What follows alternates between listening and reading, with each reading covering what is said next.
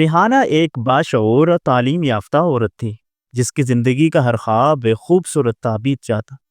اس نے اپنی تعلیم مکمل کرنے کے بعد ایک کامیاب کیریئر بنانے کا خواب دیکھا تھا، مگر قسمت نے اس کے لیے ایک الگ ہی راستہ چن لیا۔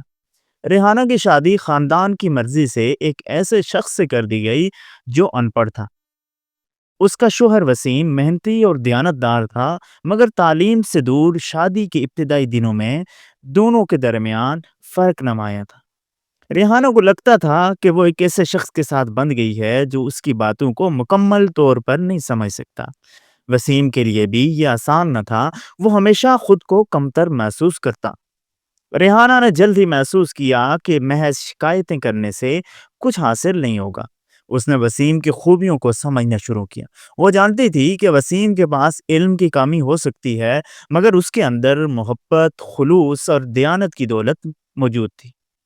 ریحانہ نے اپنے رویے میں تبدیلی لائی۔ اس نے وسیم کو احساس دلائے بغیر اسے نئے الفاظ سکھانے شروع کیے، گفتگو کے دوران اچھے جملے استعمال کیے اور آہستہ آہستہ اسے پڑھے لکھنے میں مدد دینا شروع کر دی۔ وسیم جو ایک ہمیشہ اپنی کم علمی پہ شرمندہ ہوتا تھا، ریحانہ کی محبت بری کوششوں کی بدولت خود میں اعتماد محسوس کرنے لگا۔ سالوں بعد وسیم نہ صرف ایک اچھا قاری بن چکا تھا، بلکہ اپنی محنت اور ایمانداری سے ایک کامیاب کاروباری شخص بھی بن گیا تھا۔ ریحانہ کو فخر تھا کہ اس نے صبر اور سمجھداری سے اپنی زندگی کو ایک مثبت سمت دے دی ہے۔